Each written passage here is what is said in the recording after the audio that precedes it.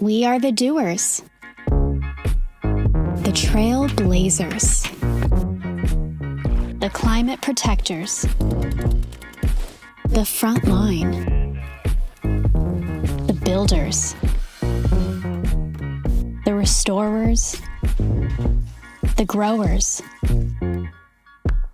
the students, and the teachers, the future leaders.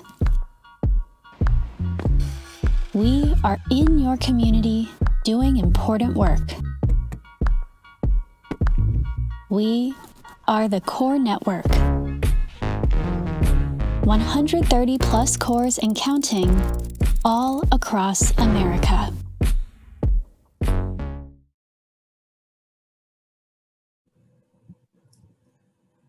Good morning, good evening, and good afternoon, everyone.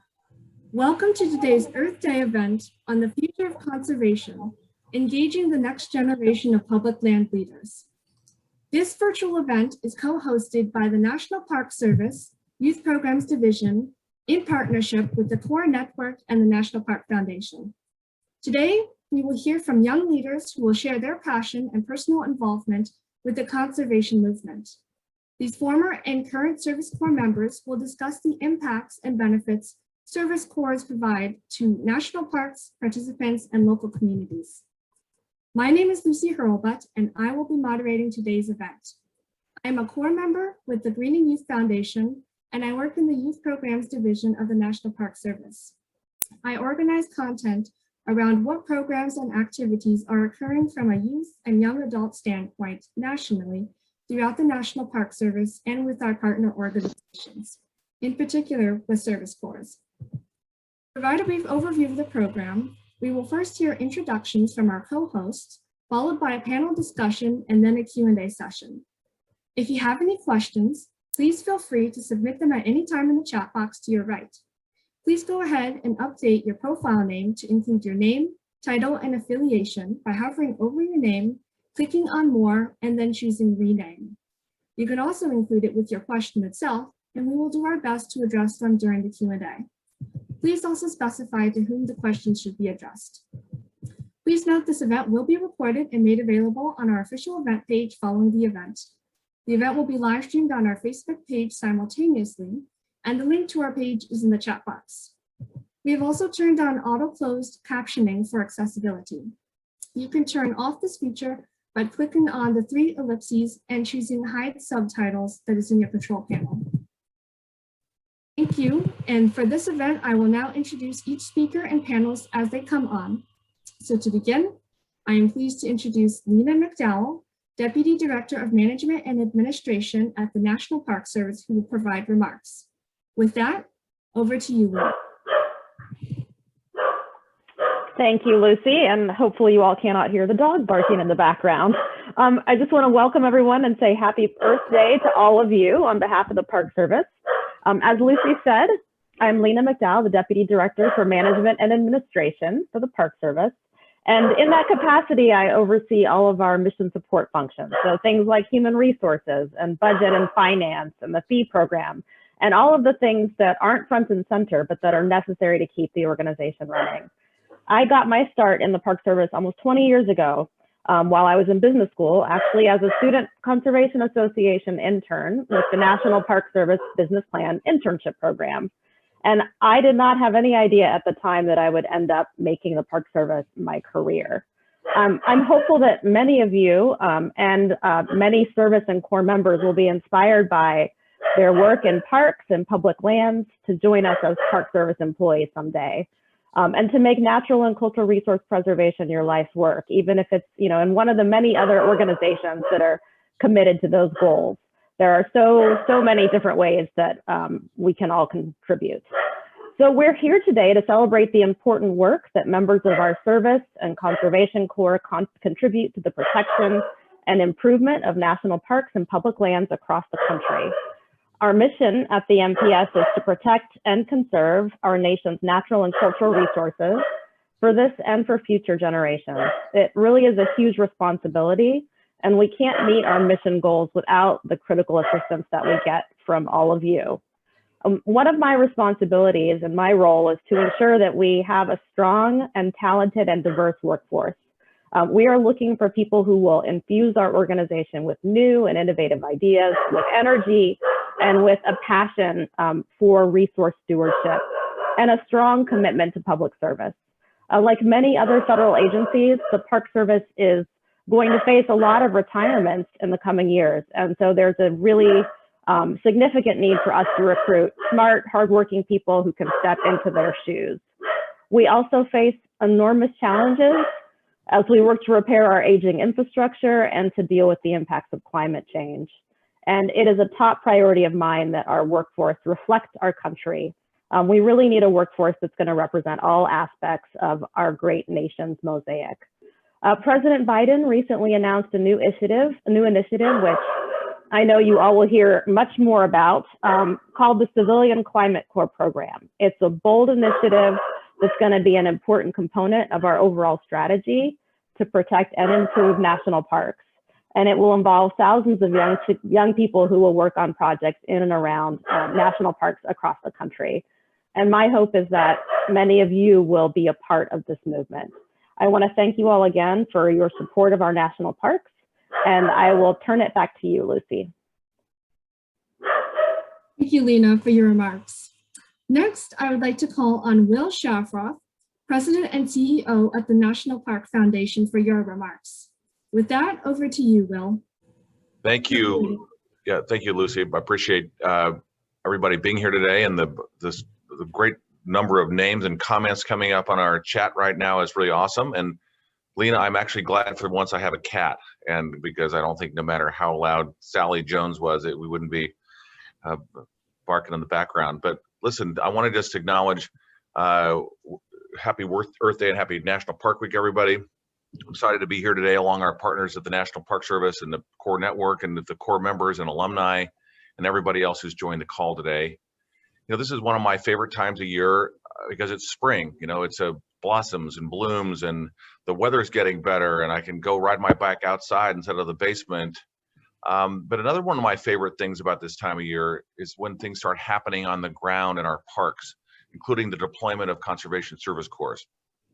Today, some of you may have read President Biden issued a proclamation around National Park Week. And among the things he was talking about was the amazing number of people who visit our parks every year. And I'm just going to read one sentence of his proclamation. It says, "Every visit leaves an indelible impression, due not only to the natural splendor of each park, but to the dedicated stewardship of the Department of the Interior and the National Park Service."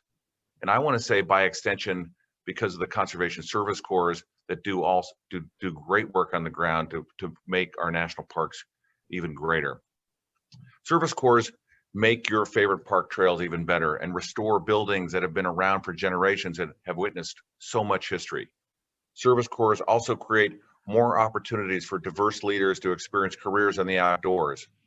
Service Corps help people feel comfortable and safe as they explore their own personal connections to parks and future jobs.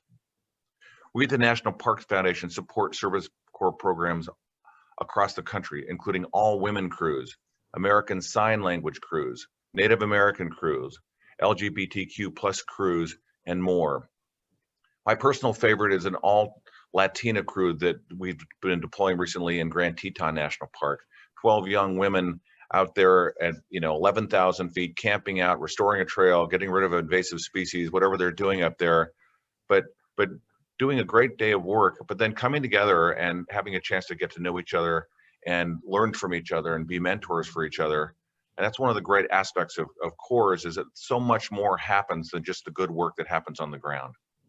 We do this work in collaboration with the National Park Service and Service Corps all over the country, and with the generous support of our donors, without whom our work would not be possible.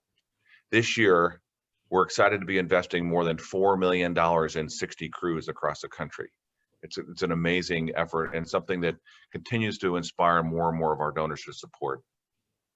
Now, the future of conservation depends on all of us working together in supporting programs such as Service Corps. National parks are the landscapes on which we build community, learn about ourselves and one another, reflect on the past and what's going on in our lives today, and dream about the future. when you really think about it, service corps help make all of that possible. And when I imagine the future of parks and conservation, I envision all of us working together to take care of the parks and each other, making sure that all people see themselves reflected and respected across the landscapes, the history, and the heritage of our parks and public lands. Service Corps programs do exactly that. So thank you all. I hope you enjoyed today's conversations. I know I'm looking forward to hearing from all the panelists, including Anina, who did some work on a project with the foundations that we funded in Sequoia, which is where my background is today. All right, back to you, Lucy. Thank you, Will, for your introduction at the National Park Foundation. Next, we have Mary Ellen Sprankle, CEO at the CORE Network, who will share her remarks. Over to you, Mary Ellen. Thank you. Thank you, Lucy. As Lucy mentioned, I am the president and CEO of the CORE Network, which is the National Association of Service and Conservation Corps. As of today, we represent nearly 140 corps operating all across the country and in communities across the country, and engaging approximately 20,000 young people or corps members a year. So on behalf of the CORE Network, happy Earth Day. I'd like to welcome our panelists, some very outstanding corps members who you'll meet shortly: Joseph, Zarek, Sadiqa, and Anina. And thank you for your service. We are excited to co-host this discussion with our friends and partners at the National Park Service and National Park Foundation. Managing our parks and taking care of our communities is a big job and requires partnerships like the ones represented on this webinar today. Especially on Earth Day, it's important to remember that everyone can help preserve our lands and waters, and we need everyone to do their part. Every year, more than 20,000 young people or corps members serve in conservation corps across the country. I am very inspired by the work they complete, and every year I am in awe of just the massive amounts of work that they do. This past year alone, even during the pandemic, corps across the country planted millions of trees, restored enough habitat to cover an area equal to the size of the state of Rhode Island. They built or improved more than 12,000 miles of trail, which would be like walking to New York and back twice, and much, much more. These talented young people are the future of conservation, and the projects they complete protect the environment, mitigate climate change, and improve communities. As we look toward tomorrow, with the many challenges we face around climate change and economic development, we know that now more than ever, we need diverse perspectives, passion, and leadership from young people. But there are opportunities as well. In the months and years ahead, we look forward to the launch of the Civilian Climate Corps, which has been mentioned, which will provide thousands of young people with opportunities to serve all across the country. I hope that young people listening today will consider joining the program. After hearing from our panelists, I know you'll be inspired by their accomplishments and excited about conservation corps. I encourage you to visit our website, corenetwork.org, to learn more. You can explore current open positions at corps and see what corps are operating in your state. Joseph, Zarek, Sadiqa, and Anina, I look forward to hearing your story, and I turn it back to Lucy. Thank you, Mary Ellen. Thank you again for your remarks. Our last speaker is George McDonald, Chief of Youth Programs and Experience Services Program Division at the National Park Service. Over to you, George. Well, thank you, Lucy. And I am so excited. Happy Earth Day to everyone. I'm originally from New York City, and my very first park was Hamilton Grange in Harlem, New York. And I've had a love affair with the National Park Service ever since then. I won't tell you how many years ago that was. It was a long time ago. I think I have the best job in the National Park Service because I get to work with young people every day. You all are the future. There are so many challenges that are facing our country right now, but the future can be very bright if you all take ownership and leadership and lead us to the promised land. And the promised land is making sure that we have a planet, that we are able to combat the devastating impacts of climate change through mitigation projects, through resiliency projects, through making sure that our wildlife is protected by removing invasive species that are destroying our trees across the country, mitigating against these devastating wildfires that get more intense every year, making sure that every person in our country has access to safe outdoor green spaces, making sure that we also protect the cultural landscape of our country. All of those are things that Service Corps do. This is your work. This is your service. I hope that as we move forward, that more people will get involved in this movement. President Joseph Biden has recently announced the establishment of the Civilian Climate Corps program. This is a bold new initiative that puts young people front and center in the battle to save our planet and to make our communities better places. Also to protect our public lands for this and future generations to enjoy, but also to have a brighter future. And so I'm very optimistic about our discussion. I'm looking forward to hearing from the panelists. And I'm also looking forward to hearing from the questions from the audience, because this is a collective thing that we're involved in. And I am so excited that we're here today. And without further ado, I'll hand it back to you, Lucy. Thank you, George. So now, before we move on to our panel discussion, I would like to play a brief video of some of the corps that make up the Corps Network who are not represented today. And those include Conservation Corps of Long Beach, Northwest Youth Corps, American Conservation Experience, and Southeast Conservation Corps.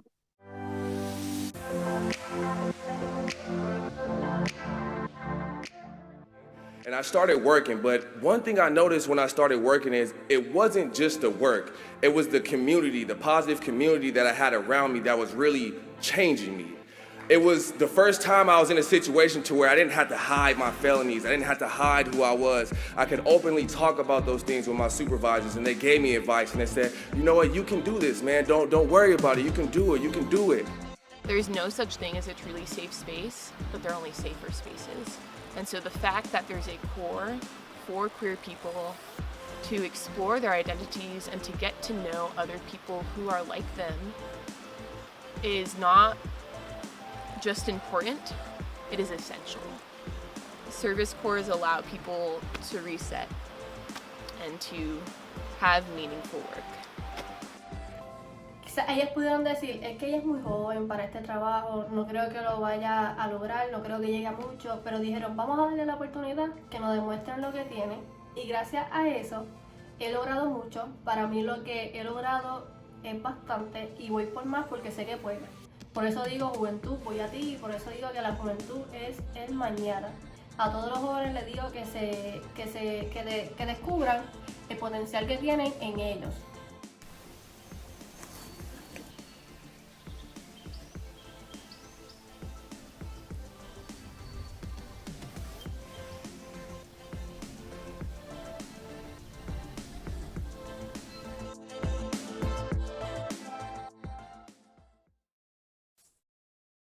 Thank you.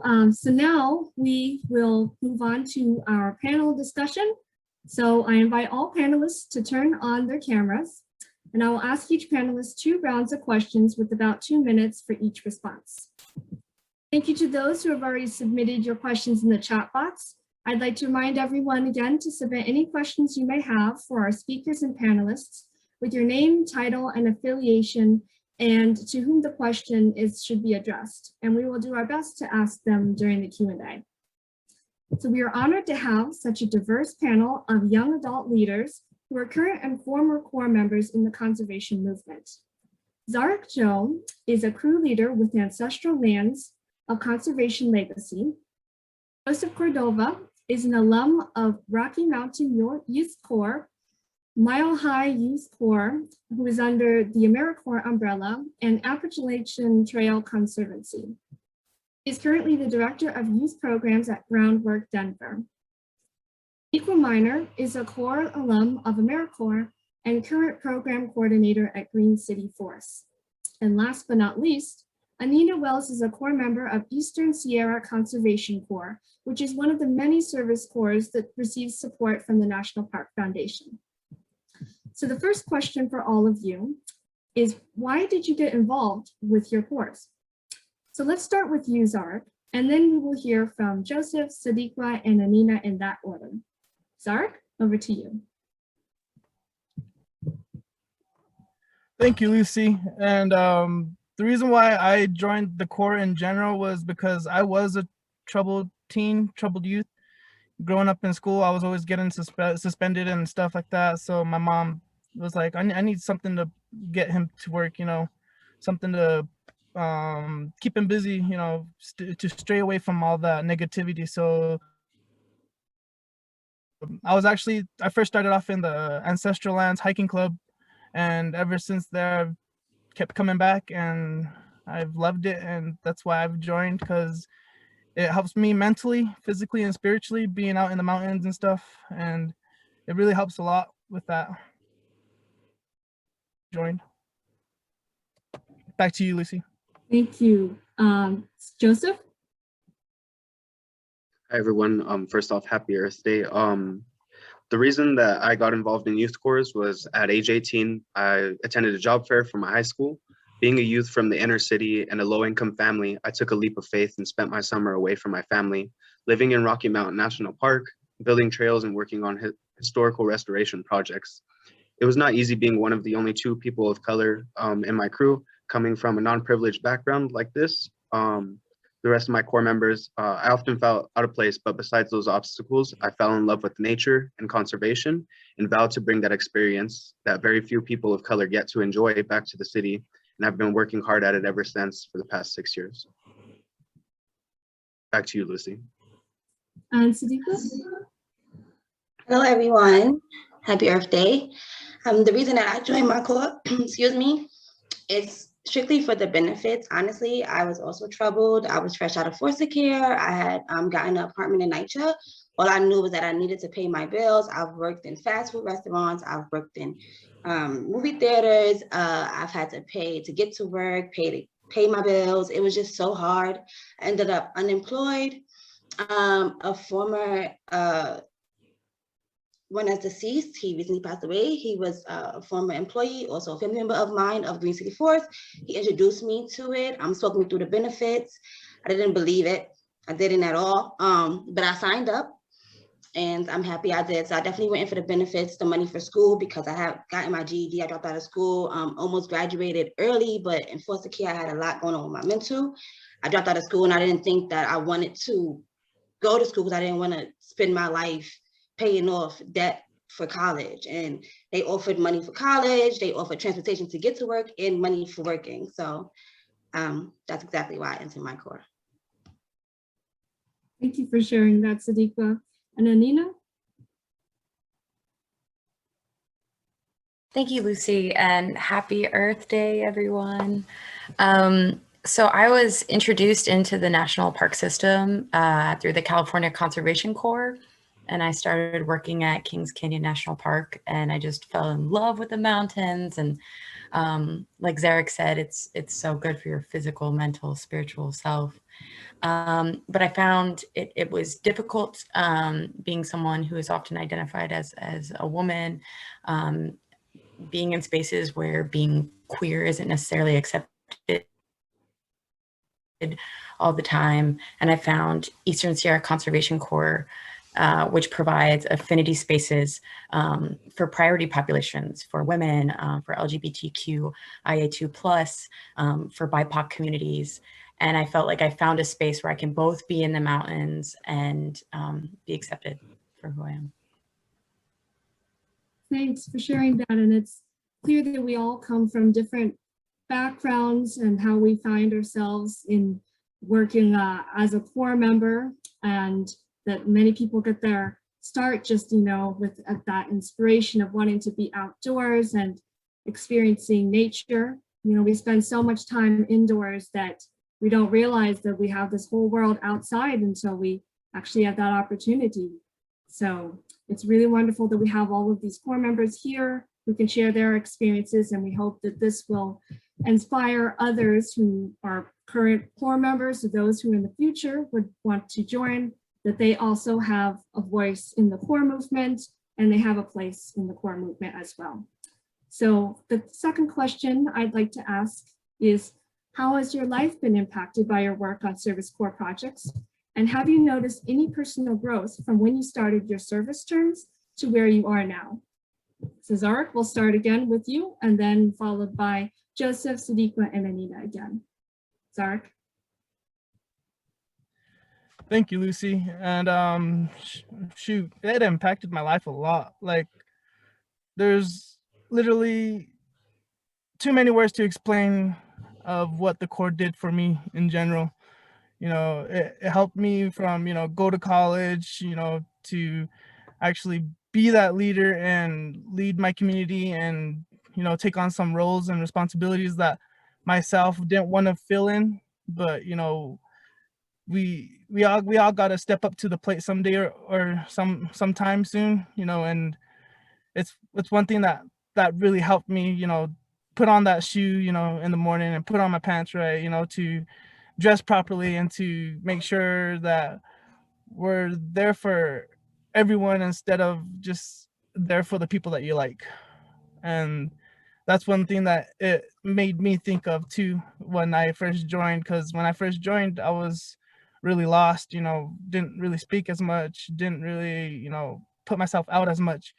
And as I've kept on coming back, you know, I've kept on feeling, you know, better about my community and felt like I was more open to them. And, you know, it really impacted me a lot more than I can explain. So other than that, that's what it does to me. And I love it. And back to you, Lucy. Thanks, Zarek. So next we'll have Joseph, and then we'll keep continuing on. So Joseph?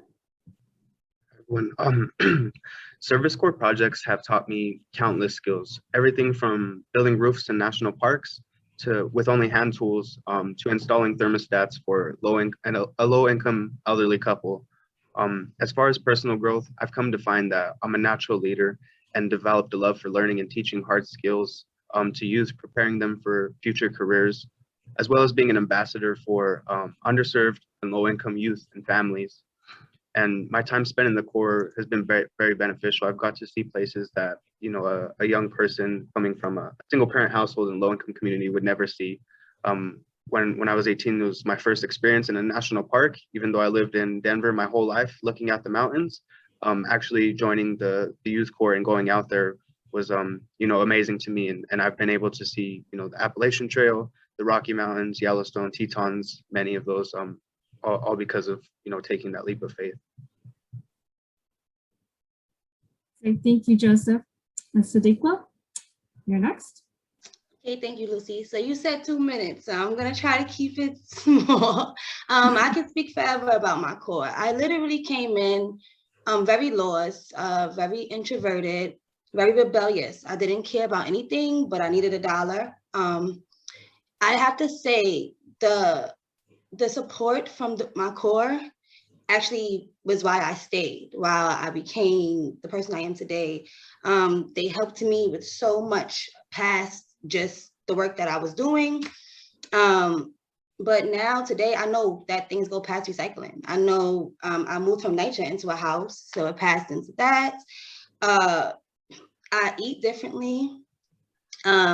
I speak to everyone moving around differently, like as far as if I see something that seems like not so conservative or something that I can educate, it made me open up to the world differently, and it made me feel comfortable in my skin outside differently. It feels safer for me.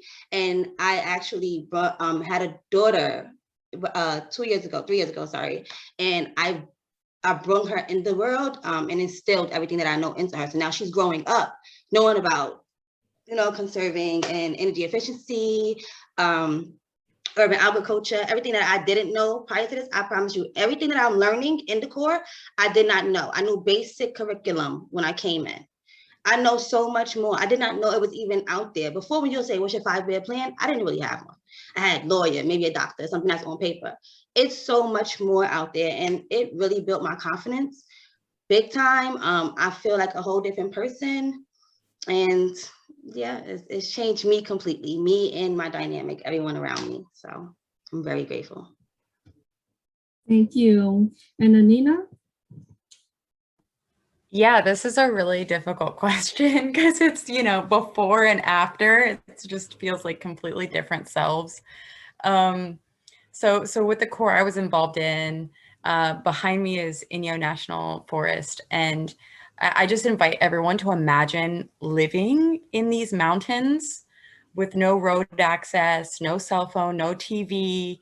Your shower is a river. Your bathroom is not what you think a bathroom is, you know. And so it really, and you're with a tight community of people.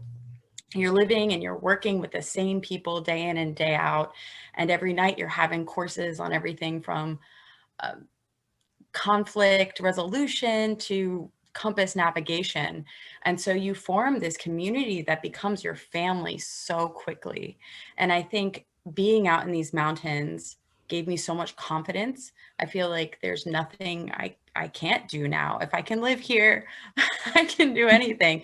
And then having that family, especially with the affinity groups, having that family that just accepts you for who you are. You don't have to be afraid to be yourself. You know, there's nothing you really need to hide.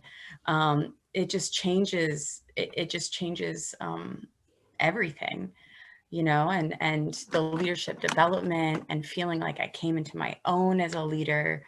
Yeah, I feel like there aren't words enough to describe the impact that it has. But back to you, Lucy. I know there are so many, you know, it's kind of, the question is, there are a lot of things that you can say about that, and we only have a limited amount of time, but we do have our Q&A. And so I'd like to remind everyone that you can put your questions in the chat box with your name, title, and affiliation if you have it, and we'll be happy to take those and let us know who the question should be addressed to for the speakers. But I'd like to ask all the panelists, since we are talking about, you know, your personal experiences and how you've grown from them, what do you think are the next steps that we should take for the service and conservation movement? How will each of you carry your experience on for the future generations? So we could start with Zara again. Okay, thank you, Lucy. Well, what my plans are to carry out is to just get more of the youth, you know, more crews, more, you know, more people out in the field, because it's one thing that we really do need on our reservation where I come from. And a lot of the youth are right now, due with like COVID-19 and everything, all the youth are just inside, so they're not really getting any, you know, experience like work-wise, or just like basic things in general with work ethics, and like with like paperwork, how do I say this in a way, like building resumes, you know, taking classes on these. And this is one of the things that I've learned throughout the seasons that I've took, and that's one thing that I want to give to my community too, you know, my youth community, is the knowledge that I've gained throughout the time that I've been with the Conservation Corps, and just making sure, you know, they're not gonna be left alone. That's my main thing, is I want to help everybody. I want to be there for everybody and make sure nobody's, you know, left, because it honestly hurts when you're left alone. And that's one thing that I don't want for my community, and that's one thing I want to install, is a stronger and more healthier, family-friendly, and more accepting community. Because nowadays it's just like everybody turns the shoulder, you know, and that's one thing that I wanted to take to my community that I learned from my Conservation Corps. Back to you, Lucy. Thank you. Yes, community is very important. So Joseph? Yeah, similar to Zurich, I just want to pass on, all of my knowledge and experience because, someone took their time out of their life to help me and to help me make change. One thing that I would like to point out though is I think that as core projects that we need to start a lot younger and serving those youth at an earlier age, because by the time I joined the Corps, I was 18, and it's, after 4 years of service in the Corps, I've had a lot of challenges and had to work a lot harder to get to where I am.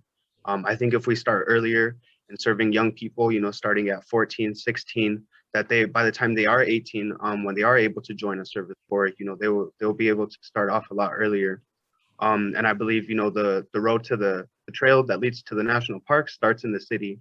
And if we serve our youth in our inner city and support those nonprofits that are helping the younger youth, that we can, actually change the face of conservation. In my past years working in the parks, I've been a part of many projects that want to get more diversity in the parks. And I believe, working with inner city youth and getting them out there will actually change the color of conservation. And I just wanted to share that today. Thank you. Thank you for sharing that. Sadiqa, you can share some thoughts. Sure, thank you, Lucy. I want to piggyback off of what Joseph said because I feel the same exact way. I feel that starting earlier, even if we can find a way, I know it's hard. Some teachers, I believe there's been discussions about teachers saying that it's really hard to speak on like climate change in elementary schools and getting them to understand different things in conservation. But I feel like that is very much a necessity, especially knowing that I didn't know anything when I did come into my Corps. I feel like maybe that should be right up there in the curriculum with science, math, reading English. I think that is very important because this is where we are, this is where we live. This is where we're gonna be, this is where we're gonna keep having growing families in. And that is very important. They should know from an early age. I was on a tree inventory project.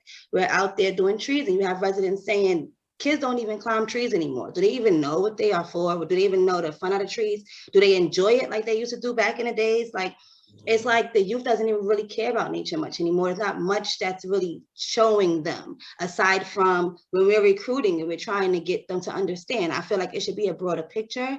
I feel like a lot of people that's getting into it know someone that was already into it. I feel like it should be something that's mandated that you should have to learn. And then growing out of school, if you don't want to deal with it anymore, then you don't have to. But I feel like we definitely should start our young age from starting school and elementary school and up. We should start them with this knowledge so that they can have the opportunity to go in without being so lost in the world about it. Thank you, Lucy. Back to you. Thanks. So we'll have Nina and then we will have our Q&A session. So Nina, over to you. Yeah, I think, as we're facing a changing landscape and we're facing climate change and we're seeing our public lands change before our eyes, we have to get people outdoors early, as everyone's been saying, at as early an age as possible, because how do people mourn the loss of something that they've never known?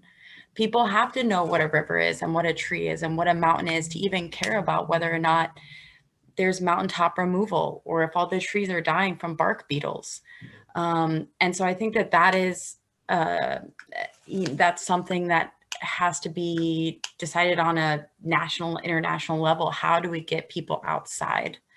And so I think that these cores are a huge step because it's not just bringing people outside, it's giving people jobs outside in an era where good jobs are hard to find. So yeah, paying people to be outdoors. Well, thanks, Anina, for that. So now I invite all speakers and panelists to turn on your webcams and we will have our Q&A session.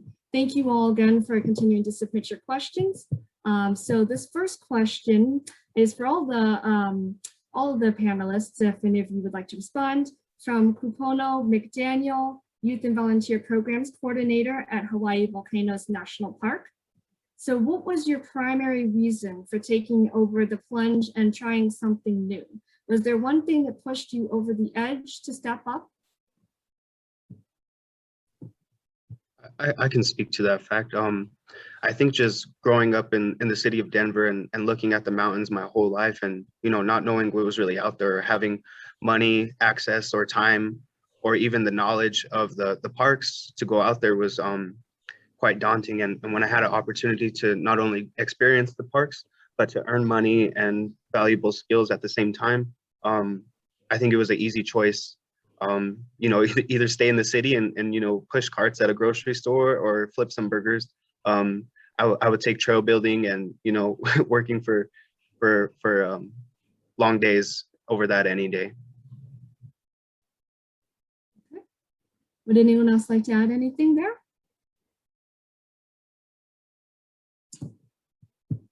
Okay, so we will move on. We have another question from Kevin Lambert.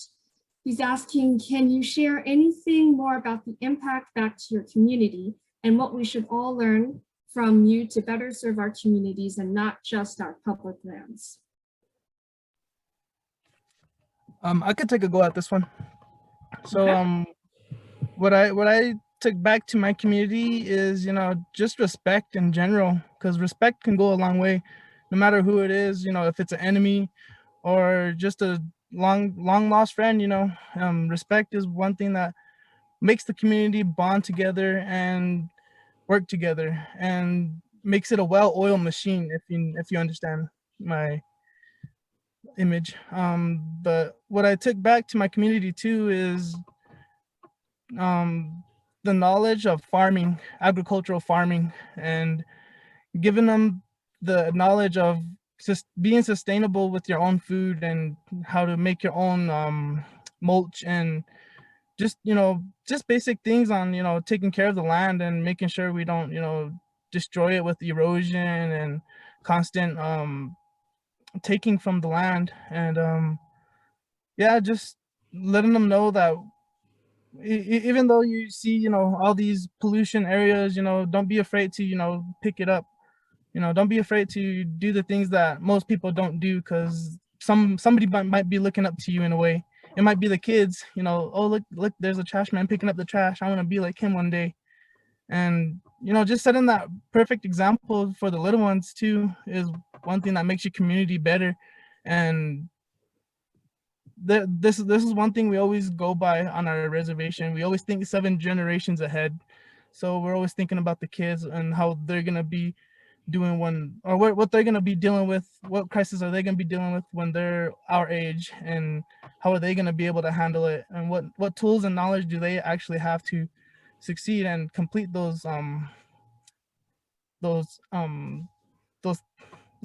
about that, I lost my train of thought, but to complete those, you know, crises that do come in play at our communities, you know, whether it's a flash flood or whether it's a drought.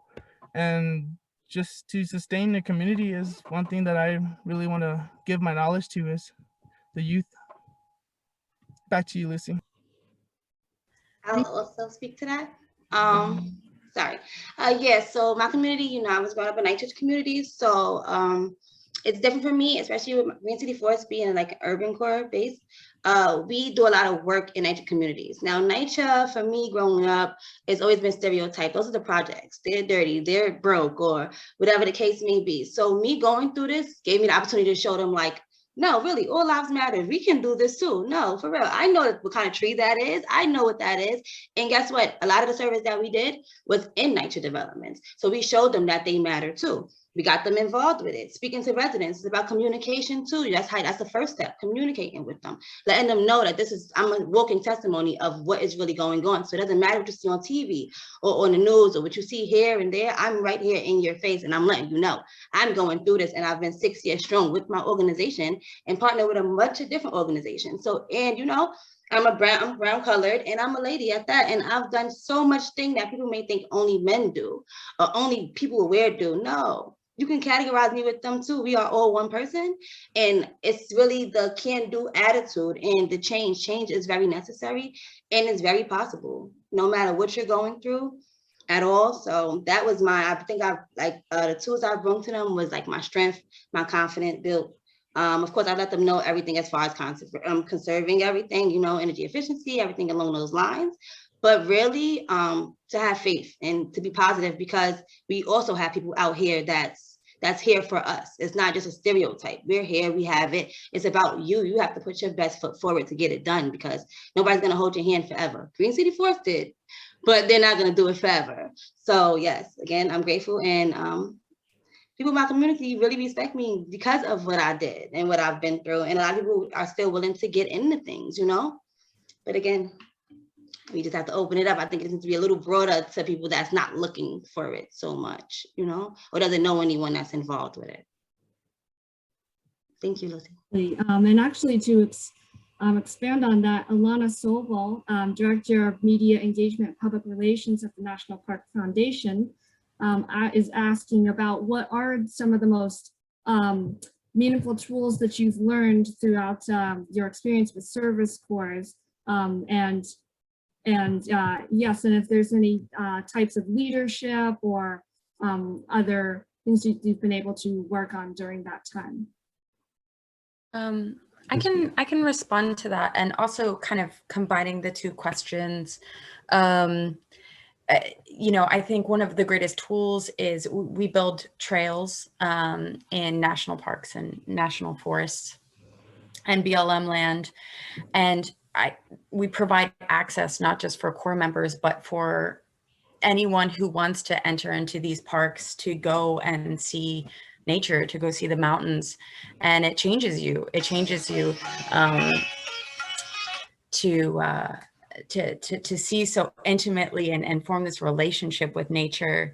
And I think that's one of the tools that we bring back, is this relationship with nature, where people leave, and it's beautiful to see that magic, that transformation when people leave, and they leave loving the world.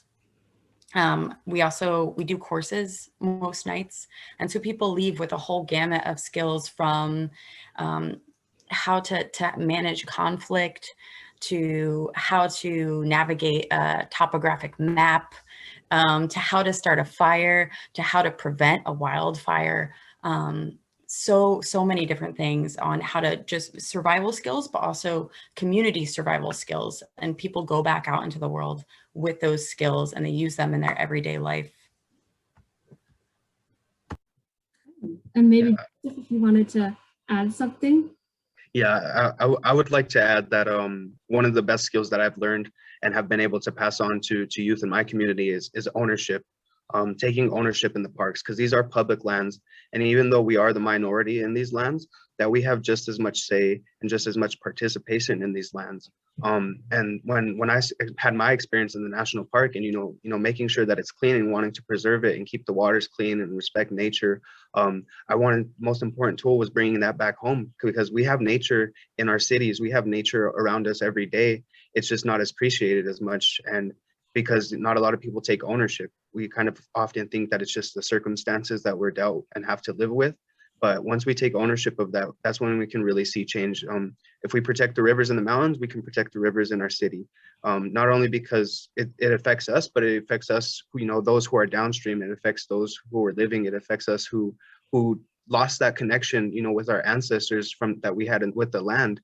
And, growing up in a city for generations, taking ownership of those national parks is more important than ever. And to get out there and show that we care and we can protect the land too is one of the best skills that I've had and have been able to pass on. Thanks for that. So we have another question going back to diversity from Shatiba Bradley at the Green and Youth Foundation. And she's asking, what would be your advice to help students when moving to areas that aren't very diverse for core projects? And how do you make these students feel comfortable being in these spaces? My apologies. Would you mind repeating that one more time for me? Sure. So the question is from Shatiba Bradley at the Green and Youth Foundation, and she's just asking, what is your advice for helping students move into areas where there isn't as much diversity, and how to make them feel comfortable with that? Perhaps you can share some of your experience with that and the other panelists as well. I think that's an amazing question. And it is a really big issue, because a lot of these national forests and parks are in very rural areas that may not have as much diversity as a city. And a lot of Corps and Eastern Sierra Conservation Corps prioritize priority populations So women, BIPOC, LGBTQIA, 2+. And I think it's really important for everyone, every single core member, to have training on de-escalation and training on conflict resolution and mediation, because there are people who are uncomfortable with diversity, who are uncomfortable with difference, and it can happen at any point in a city, in a national park. So knowing how to calm people down, but also knowing when to step away. But it's an amazing question, and it's something that I still ask myself every season, and we try and put into the training so that every core member is ready for an event like that, just in case it does happen. Thank you. And I would actually like to invite Lisa McClure from the National Park Foundation as well to speak on behalf of Will. We do have a question for Mary Ellen, George, and Lisa, particularly on the projects that are assigned, and how this is decided, how long these terms are for, and just if there's anything in the future, if there are any possible changes to that. George, maybe you'd like to, or Mary Ellen, yeah, question go ahead. you need me to answer? Sure. Okay, so the way the modern day Service Conservation Corps movement is organized, this is a public-private partnership. So we work with lots of partners like Green City Forest Conservation, Legacy, Eastern Sierra Conservation Corps, SCA, et cetera, to work on where there's a need to collaboratively develop these projects. And then we, if we're doing these projects on National Park Service lands, we hope that our partners actually have a robust recruitment process where they can bring in diverse people and get talented people that really believe in this work to help us with a mission. But this is a collaborative process, and what we hope moving forward is that we will get expanded resources that will expand those opportunities so that we can have more opportunities for more people and longer opportunities so that you all can get the training that you need to help you with your future career aspirations.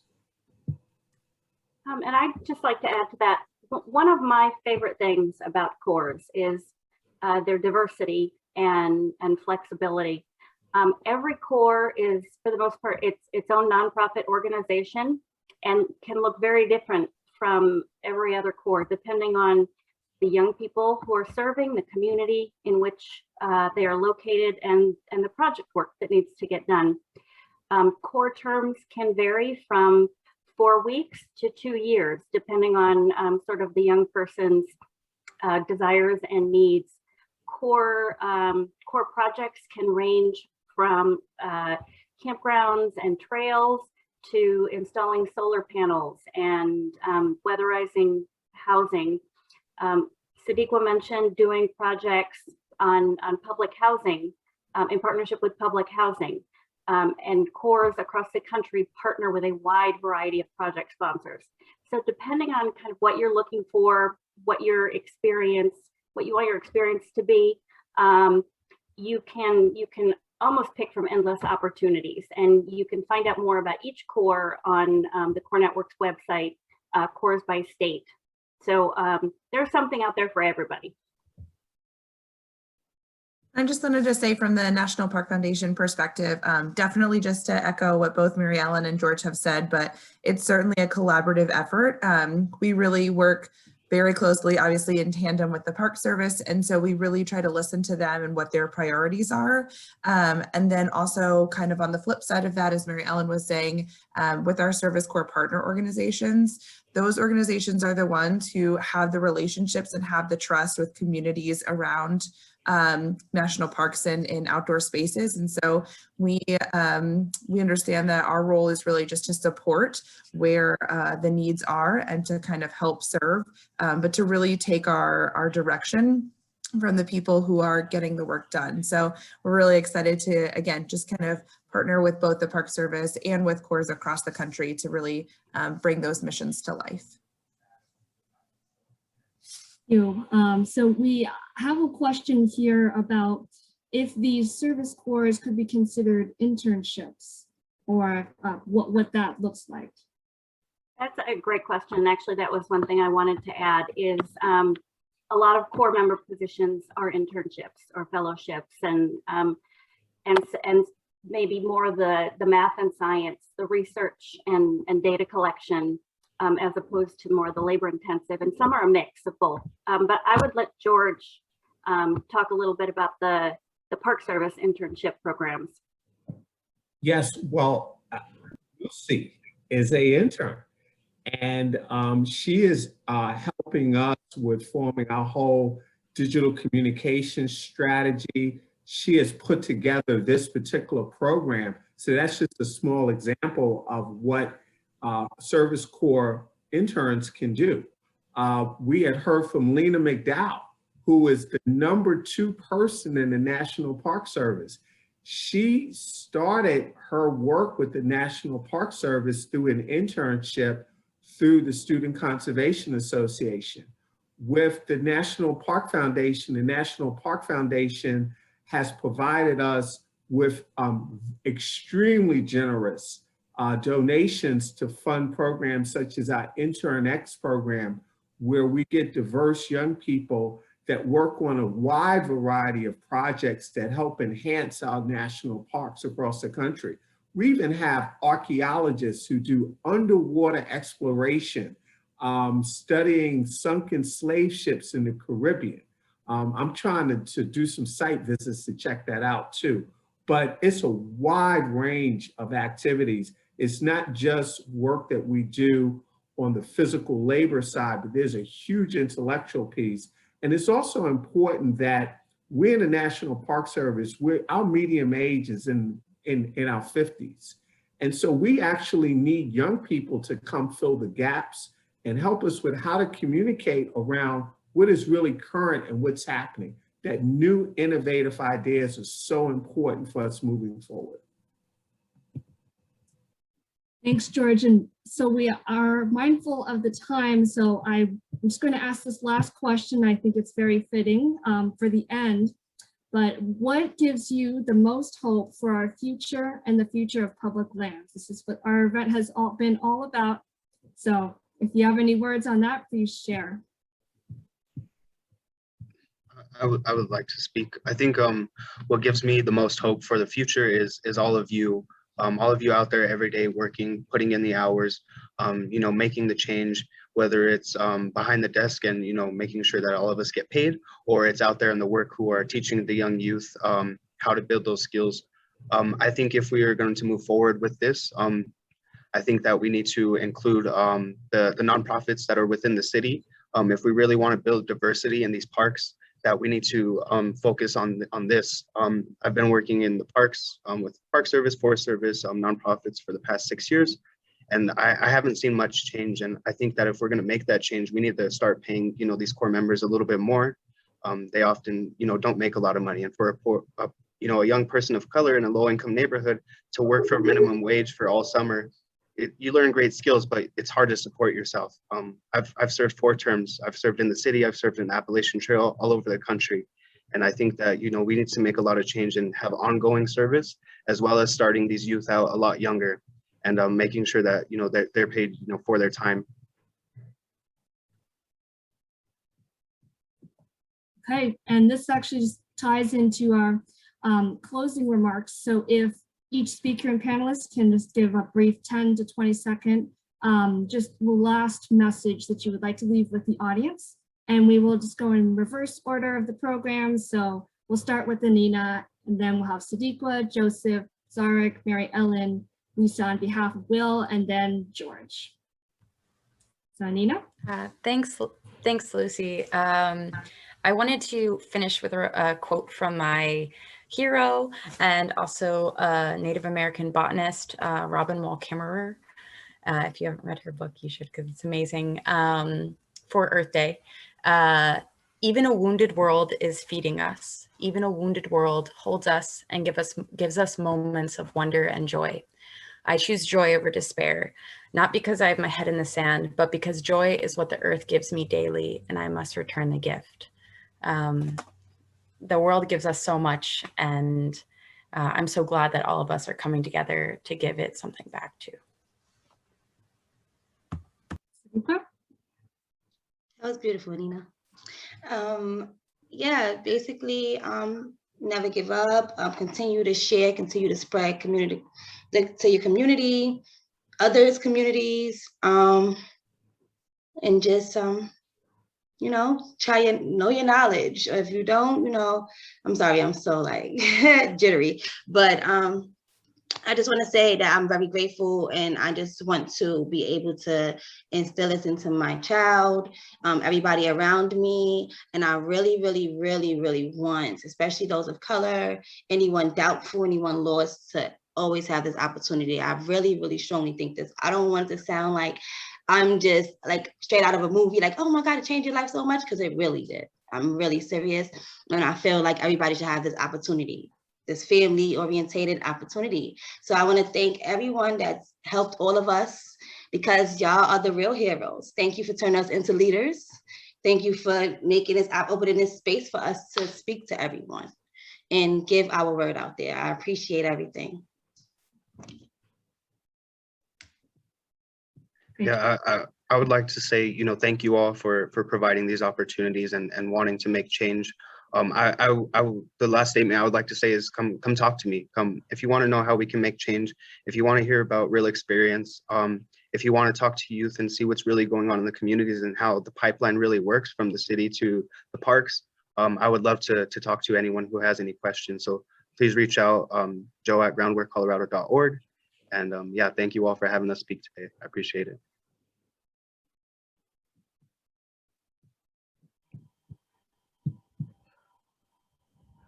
Am I on? Yes. Okay. One comment I would like to leave with everybody here. This is something I just came up with yesterday. It goes, today is tomorrow, as tomorrow is today. As shepherds of the, stewards of the land, it's up for us for a change.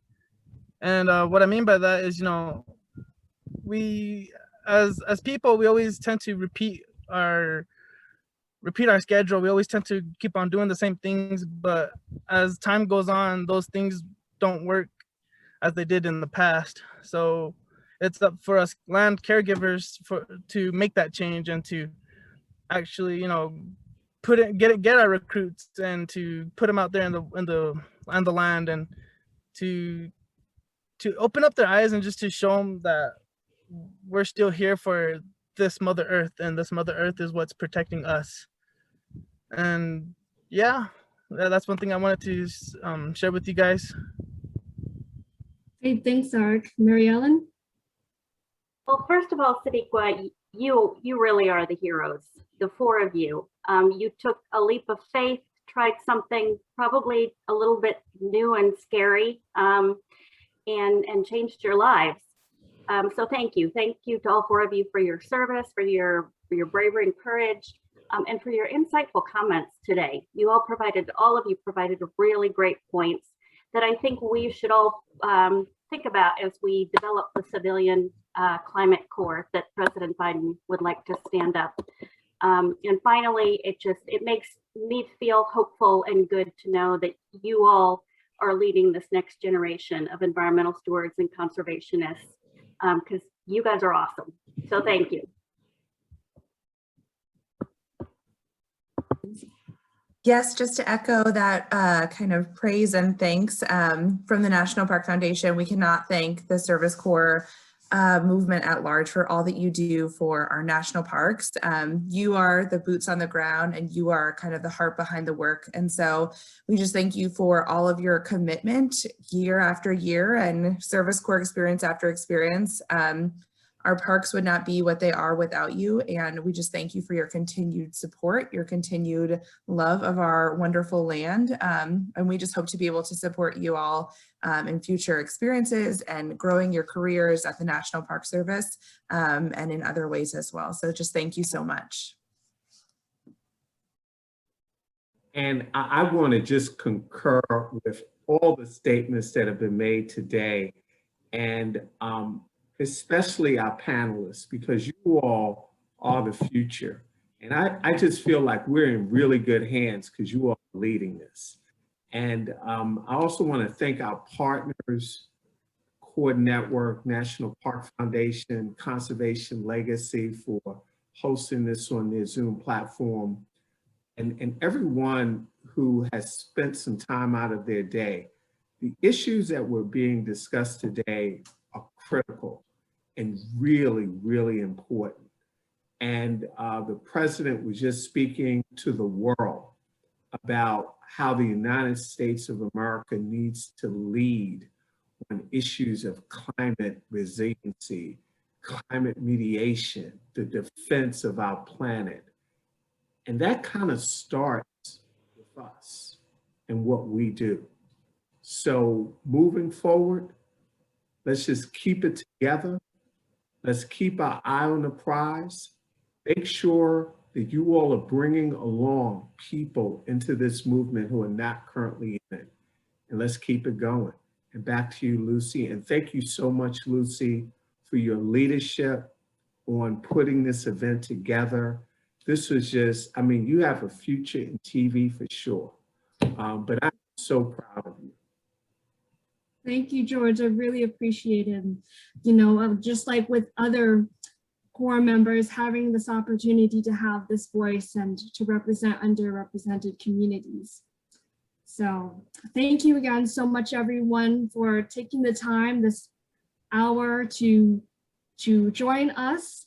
Thank you again to our speakers and panelists for their remarks, and for our audience, we can do without you as well, for attending this event. If you'd like to send comments or questions about today's event, please email us at npsyouth@nps.gov. And the event recording will be available on our official event page following the event, and that link should be in the chat box. So have a wonderful rest of your day, everyone, and take care. Until next time. Thank you all again.